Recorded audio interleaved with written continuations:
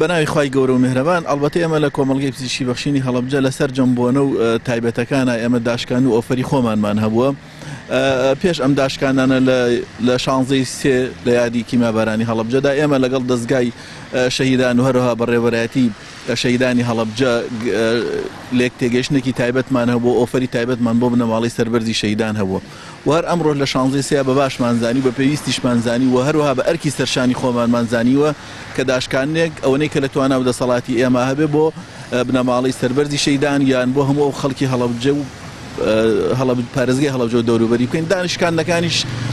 خۆی لە بینینی پزیشکی بێ بەرامبەر بۆ هەموو کلینک و پسپۆڕیەکانمان ئەمڕۆ بێ بەرامبەرەوە بە سەنتەری دانەکەشەوە و هەروەها لە سەرجەم بەشەکانی کە لە تاقیگە و دەرمانخانە و سنتەری دانەکە و هەموو بەشەکانی کە ئێمە بەڕێژێ لە 120 داشکاندنمان کردو. ئەلبەتە ئەمە لەوانە شتێکی بچووک بێ بۆ بنەماڵی شەهیدان یا لەم بۆنێدا بۆ پارێزگای هەڵەبجە هیوادارین بتوانین جێگەیەکمان کردبێتەوە کە بتوانین سوودێک بخەڵ.